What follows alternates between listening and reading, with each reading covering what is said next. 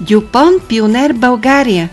Продуктите за растителна защита и семената на световния лидер са добре познати у нас и са обичани от голяма част от нашите земеделци.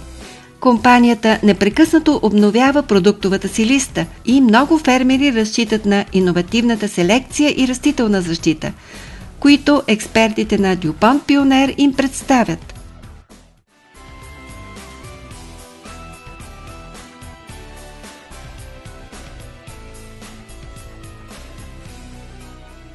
Към кои продукти на Дюпон Пионер беше най-голям интерес на посетителите на щанда?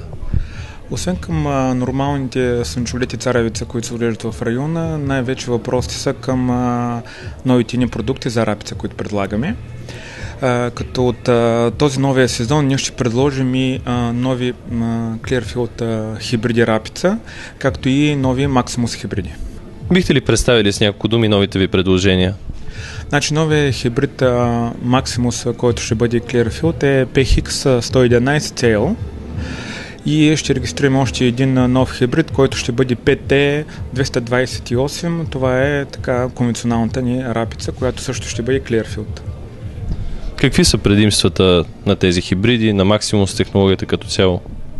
Значи като цяло на Maximus технологията е това, че хибриди са много по-ниски, имат разклонения още от повърхността на почвата, който гарантира един много по-висок добив, защото основно рапица дава добри добиви от разклоненията, не от централното стъбло. Предимство на Maximus, че те не полягат и имаме много по-нисък разход при жътва. Това са основно за Maximus, а за Clearfield хибридите имаме много по-добра борба с плевелите и особено тези опорити плевели като синап, дива ряпа и други такива подобни.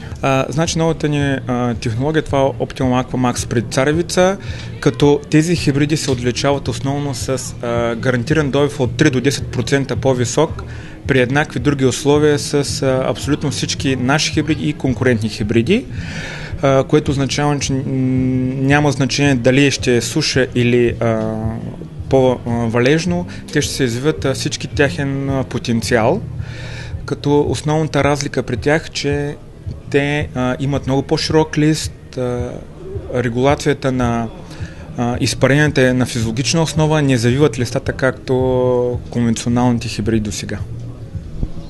В кои групи по ФАО имате представители от тази продуктова линия? Значи тези, които продавахме в ФАО 300 и в ФАО 400, като от новия сезон ще имаме вече много повече хибриди. Говорим за 5-6 хибрида, които ще бъдат от тази нова група Aquamax. Имате ли нови предложения и при слънчогледа? Значи при слънчогледа имаме нови предложения. Новото ми предложение е P64LE25.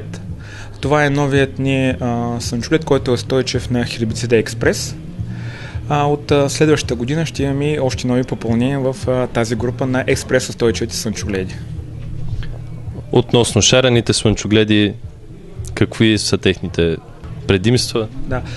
Шарен слънчоглед, официално регистриран в България е само нашия хибрид P64BB01, който за сега остава и единствен хибрид, като този хибрид се характеризира с това, че има по-ниска масност и е подходящ за изхранване на птици. Значи този нов хибрид е устойчив на синя китка от най-високи раси, както и на всички раси мана, които са регистрирани и са известни в България.